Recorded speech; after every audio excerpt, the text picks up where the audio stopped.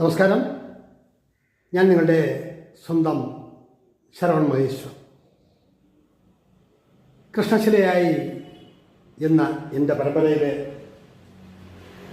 207ാമത്തെ എപ്പിസോഡാണിത്. ഇന്ന് ഞാൻ നിങ്ങളോട് പറയുന്നത് പ്രശസ്ത കർണാടക സംഗീതജ്ഞൻ മഹാരാജപുരം സന്താനത്തെക്കുറിച്ചിട്ടാണ്. അദ്ദേഹത്തിൻ്റെ കച്ചേരി കേൾക്കുകയും കാണുകയും സംസാരിക്കുകയും ഒക്കെ ഉണ്ടായത്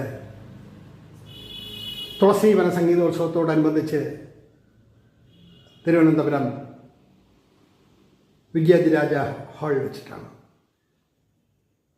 അദ്ദേഹത്തിൻ്റെ ആലാപന ശൈലിക്കൊരു മാസ്മരികതയുണ്ട്. ആ നാദധാര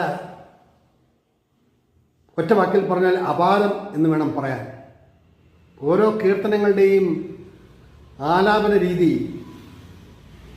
എങ്ങനെയാണ് പറയുക, ഒരു പുല്ലാങ്കുഴലിൻ്റെ നാദം കേൾക്കുന്ന മാതിരിയാണ്. അദ്ദേഹത്തിൻ്റെ കീർത്തനങ്ങൾ കേൾക്കുന്തോറും നമ്മുടെ മനസ്സിന് ഉന്മേഷവും ഉന്മാദവും ആഹ്ലാദവും ഒക്കെ തരപ്പെടുത്തി തരും എന്നതാണ് എൻ്റെ വിശ്വാസം. എത്രയോ ഗാനങ്ങൾ, എത്രയോ കീർത്തനങ്ങൾ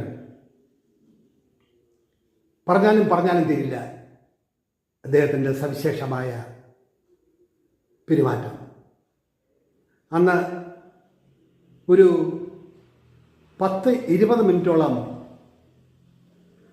കച്ചേരി തുടങ്ങുന്നതിന് മുമ്പേ അദ്ദേഹവുമായിട്ട് സംസാരിക്കാൻ കഴിഞ്ഞു എന്നതിൽ ചാരിതാർത്ഥ്യമുണ്ട്.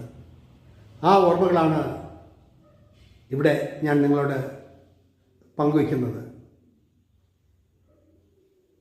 അകാലത്തിൽ ഈ ലോകം വിട്ടുപോയെങ്കിലും അദ്ദേഹത്തിൻ്റെ കണ്ഠത്തിൽ നിന്നും ഒഴുകിയെത്തിയ നിരവധി കീർത്തനങ്ങൾ പറഞ്ഞാലും എണ്ണിയാലും തീരില്ല. അദ്ദേഹത്തിൻ്റെ ആലാപന ശൈലി അത്ര ഗംഭീരമാണ്.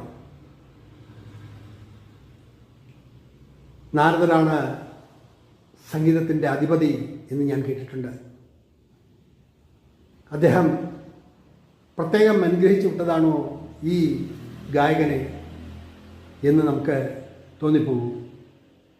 വാതാപിയും സിദ്ധിവിനായകവും അങ്ങനെ ഓരോ കീർത്തനങ്ങളും എത്ര പ്രാഗൽഭ്യത്തോടാണ് അദ്ദേഹം പാടിയിട്ടുള്ളത്.